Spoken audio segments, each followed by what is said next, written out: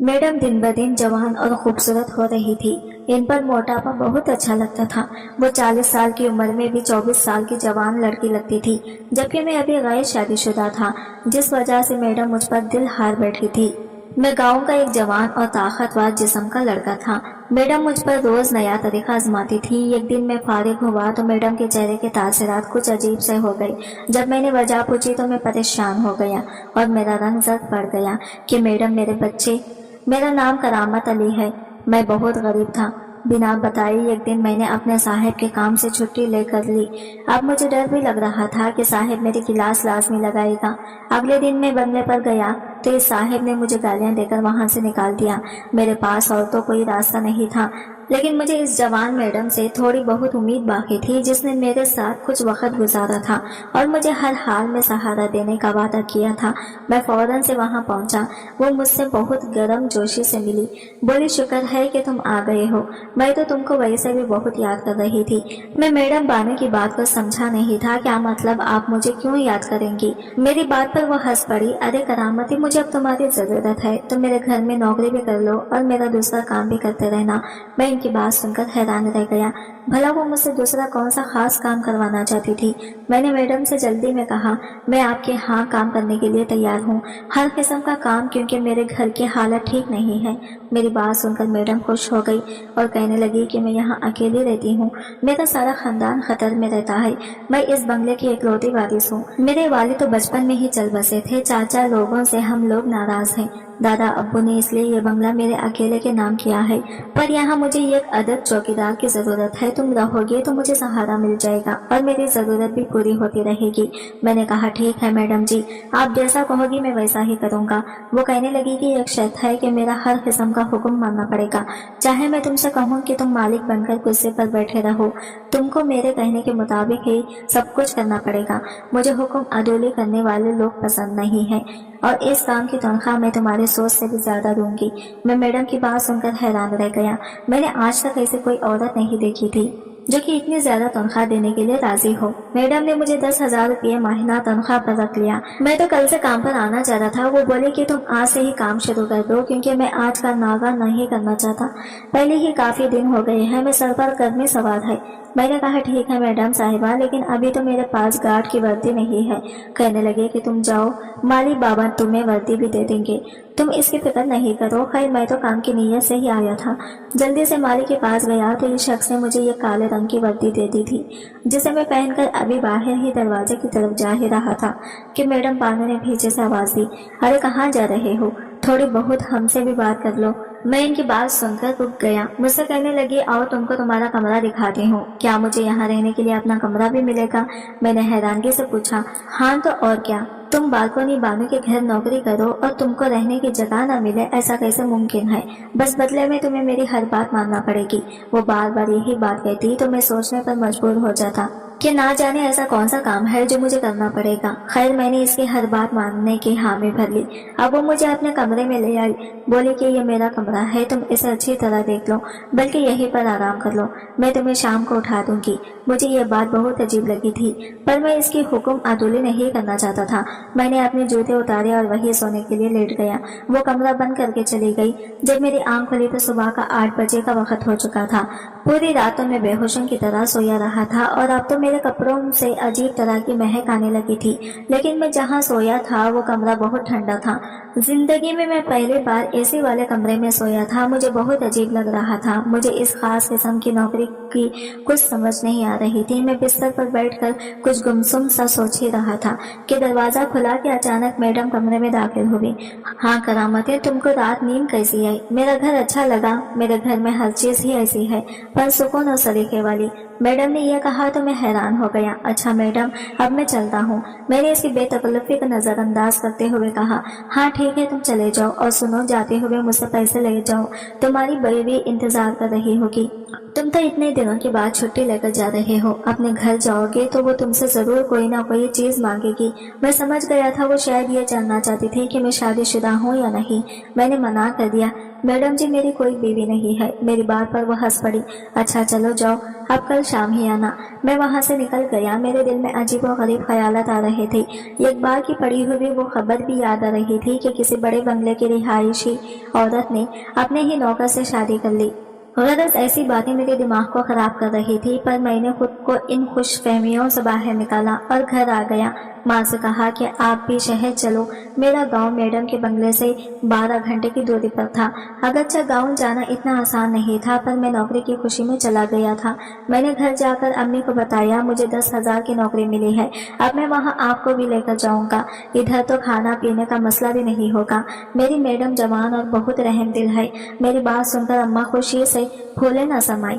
अगले दिन मैं अम्मा को लेकर शहर आ गया। मुझे लगा था कि शायद अब मेरी नौकरी सिर्फ और सिर्फ मैडम की हिफाजत करना है, घर के काम अम्मा कर दिया करेंगी। पर यहाँ आकर और ही मामलात हुए। अम्मा तो सारा दिन कमरे में ही रहती, वो बड़े लोगों के सामने जाने से शर्माती थी। मैं अपनी वर्दी पहनकर बाहर गेट पर जाकर खड़ा हुआ और सारा खड़ा रहा। कभी कभी छाँव में आराम भी करने लगता। शाम हुई तो मैडम दरवाजे की तरफ आई और बोली, करामत तुम अभी तक यहीं पर खड़े हो, मुझे शॉपिंग के लिए जाना है, मेरे साथ चलो। ठीक है मैडम, आप गाड़ी में बैठे, मैं अभी आता हूँ। अरे ऐसे कैसे, तुम आगे बैठोगी और मैं पीछे बैठूंगी। अच्छा ठीक है, मैं ड्राइवर के साथ बैठ गया और यूं गाड़ी शहर की तरफ निकल दी। काफी देर के बाद जब हम एक शॉपिंग मॉल में पहुंचे तो मैडम बोली कि अब तुम पहले उतरोगे, मैं तुम्हारे पीछे पीछे आऊंगी। मैं इसकी ये बात सुनकर बड़ा हैरान हुआ। इसने मेरी गेंद अपने ड्राइवर को दे दी। यह ड्राइवर एक सिक्योरिटी गार्ड बन गया और मैडम हम दोनों के पीछे पीछे आने लगी। खैर मैं इसके साथ शॉपिंग मॉल में दाखिल हुआ। उन्होंने शॉपिंग की, फिर हम लोग घर आ गए और रास्ते में मुझे मैडम ने कहा कि घर चलकर तुमसे कुछ बात करनी है। बंगले में पहुंचते ही मैडम मुझे अपने कमरे में ले गई। बोले कि तुम्हारे लिए एक तोहफा लाई हूँ। मैं हैरान था कि आखिर ऐसा क्या तोहफा है जिसके लिए मुझे अपने कमरे में खास तौर पर बुलाया है। मैडम ने मेरे सामने बैग खोला तो यह खूबसूरत किस्म का सूट था, जिसे देखते ही ऐसे लगा जैसे ये मेरे लिए ही बना हो। ब्लैक कलर का सूट मुझ पर खूब जचता है, पर आप ये मेरे लिए क्यों लाई है? मैंने हैदर से पूछा। तुम इतना खुश शक्ल हो, तुमको इन फटे पुराने कपड़ों में देखकर मुझे अच्छा नहीं लगता। मैडम की बात सुनकर मैं हंस पड़ा। आपका बहुत शुक्रिया मैडम, पर मैं ये नहीं पहन सकता, मुझ पे ये वर्दी ही ठीक लगती है। अरे भाड़ में गई वर्दी, अब के बाद तुम कोई वर्दी नहीं पहनोगे, इस बंगले के लोगों की तरह अच्छे अच्छे कपड़े पहनोगे। हमारे घर में जब दादा जान होते थे तो वो भी ऐसे ही कपड़े पहना करते थे, तुम पहनोगे तो मुझे इनकी याद आएगी। मैं मैडम की बातें सुनकर खामोश रहा। इससे पहले कि मैं बाहर जाता इसने मुझे रोक लिया।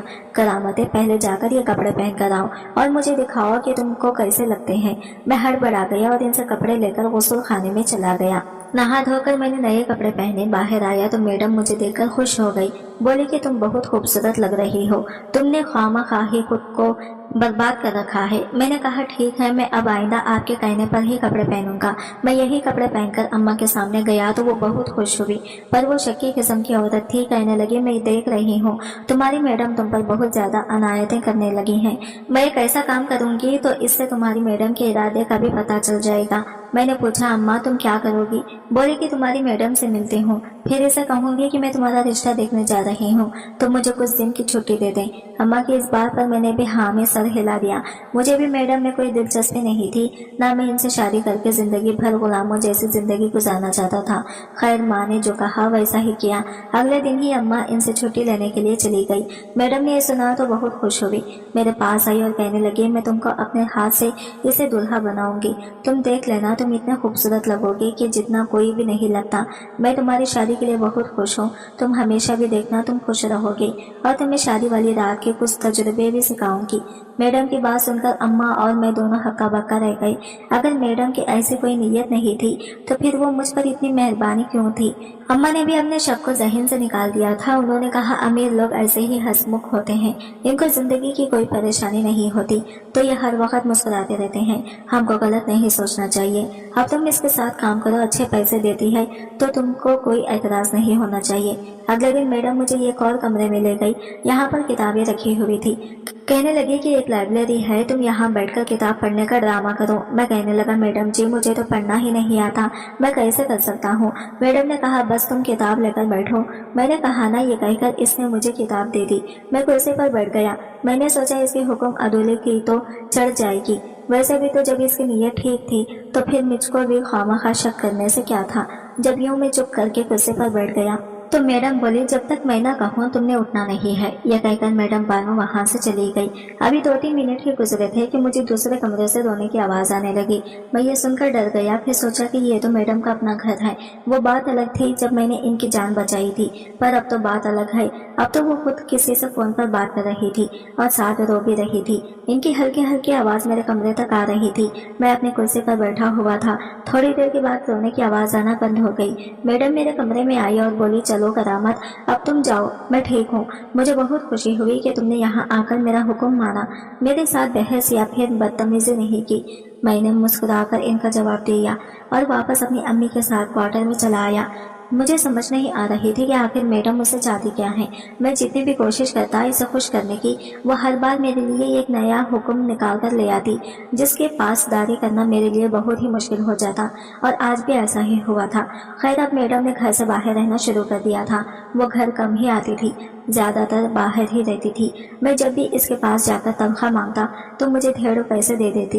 एक दिन मुझसे कहने लगी, आज मैं तुमको एक चीज खिलाती हूँ जिसे तुमने पहले कभी नहीं खाया होगा। मैंने कहा, जी जरूर, आपने तो हमेशा मुझ पर मेहरबानियाँ की हुई है। बोली, तुम चलो मेरे कमरे में, मैं तुमको देसी वाला आमलेट खिलाती हूँ। अच्छा, वाकई मैं हैरान हो गया। मैं सच कर रही हूँ, तुम देखना, इसे खाकर तुमको ऐसा सुकून महसूस होगा कि कभी तुम जिंदगी में और कोई चीज नहीं खाओगे। मैं हैरान हो गया, ऐसा भी कौन सा आमलेट होता है। खैर, मैडम ने बना हुआ आमलेट प्लेट में डालकर मेरी तरफ बढ़ाया। मैं हैरान था कि मैडम ने आज खाना खुद पकाया है। खैर, मैंने आमलेट बड़े शौक से खाया, मगर वो खाने के बाद ही मेरा सर चकराने लगा और नींद आ गई, जैसे इसमें कुछ नशे वगैरह डाला गया हो। खैर, मैं वही बिस्तर पर लेट गया। मैंने उठने की बहुत कोशिश की, पर मैं ऐसा नहीं कर सकता। कुछ देर बाद मुझे एहसास महसूस हुआ कि कोई मेरे जिस्म पर हाथ चलाने लगा हो। बार बार इसके हाथ मेरे पैंट की जेबों में जाने लगे थे, लेकिन मुझ में इतनी हिम्मत नहीं थी कि देख पाता ये कौन है और मेरे साथ क्या कर रहा है। काफी देर गुजर गई। जब मेरी आंख खुली, कमरे में अंधेरा था। मैं उठकर हड़बड़ा गया, देखा तो कमरा खाली था। मुझे बड़ी परेशानी हुई, लेकिन मेरी जेबों में बहुत सारे पैसे मौजूद थे। मैं बाहर आया तो मैडम घर में कहीं नजर नहीं आ रही थी। अम्मा के पास गया तो बोली कि वो बाहर गई हैं। मैं और अम्मा मैडम के बारे में ही बातें कर रहे थे कि वो बाजार से वापस आ गई और इनके साथ में बहुत सारी चीजें थी और एक बैग भी था। खैर, मैडम ने मुझे वो सारा सामान एक गाड़ी में रखने का कहा, जो कि इनकी गाड़ी से काफी ज्यादा था। मैडम बहुत खुश लग रही थी। मुझे घर की चाबियां वगैरह देकर वो घर से चली गई। हम तो समझे थे कि वो 2-3 दिन के लिए अपनी किसी सहेली के पास गई होगी, पर 2-3 दिन से हफ्ता गुजर गया। मैडम घर न आई तो हमें परेशानी हुई। बिलाकर करते करते 6 महीने गुजर गए। हम लोग अब इस मोहल्ले में रहते थे। लोग हमसे पूछने लगे कि तुम्हारी मैडम कहाँ गई। बाज़ लोग तो हम पर शक करने लगे कि कहीं हमने इसे कोई नुकसान न पहुंचा दिया हो। यहाँ तक कि एक बार पुलिस भी आई, पर इनको कोई सबूत न मिला। तो तकरीबन 6 के बाद इस बंगले पर दस्तक हुई। मैंने दरवाजा खोला, सामने एक बूढ़ा आदमी खड़ा था। कहने लगा कि मैं बिनशे मतलब मैडम बानो का दादा हूँ। मैं इन्हें इज्जत से घर लेकर आया। कहने लगे कि बेटा, क्या तुम बानो के शौहर हो। मैंने कहा, जी नहीं, उन्होंने मुझे नौकरी पर रखा था। मुझे पक्का शक था कि ऐसा ही होगा। बूढ़े आदमी परेशान होते हुए बोला, मैं तुम्हें क्या बताऊं, बाज़ औक़ात ऐसी बातें हो जाती हैं कि इंसान खुद शर्मिंदा हो जाता है। अब तुम ही बताओ, मेरी बेटी को क्या जरूरत थी बैरून मुल्क एक आदमी को ये बताने की कि वो रोज इसे तुम्हारी तस्वीरें वो वीडियोस भेजती रही कि वो बहुत परेशान है क्योंकि इसका शौहर इस पर जुल्म करता है। तुम तो जानते हो फिरंगियों को वो इन बातों के पहले ही गिरफ्तार है। मैंने अपनी पोती को बहुत मना किया कि वो ऐसा ना करे, लेकिन वो कहाँ किसी की सुनती है। बस अब वो बाहर चली गई है। इसे इस शख्स से मोहब्बत हो गई थी और वो इसे पाने के लिए सिर्फ कैबिन इस्तेमाल कर रही थी। बूढ़े बाबा की ये कहानी सुनकर मैं बड़ा परेशान हुआ कि मैडम आज तक मुझे इस्तेमाल करती रही है। कहीं इस रात इसने मेरे साथ दूसरा काम में अब मजीद इसके बारे में सोचना नहीं चाहता था। सच है कि जब इंसान की माँ ना हो फिर इंसान ऐसे ही भटकता है, और खासकर औरत की तरबियत ना हो तो वो पूरे खानदान के लिए खतरा खतरनाक बन जाती है। अगर इस रात अपने मेरे साथ कुछ किया है और अगर वो मेरे बच्चे की माँ नहीं, ऐसा नहीं कर सकती। वो खैर पापा जी ने हमारे इखलाक से मुतासिर होकर हमें अपने पास रहने की इजाज़त दे दी। मैं इनकी खिदमत करता हूँ, वो मुझे बेटा कहते हैं और हम अपनी सुकून की ज़िंदगी बसर कर रहे हैं। आज की वीडियो कहानी आपको कैसे लगी कमेंट करके ज़रूर बताइएगा और वीडियो अच्छी लगी है तो लाइक शेयर जरूर कीजिएगा, हमारे चैनल को सब्सक्राइब करें फ्रेंड्स। मिलते हैं अगली वीडियो के साथ, तब तक के लिए बाय बाय।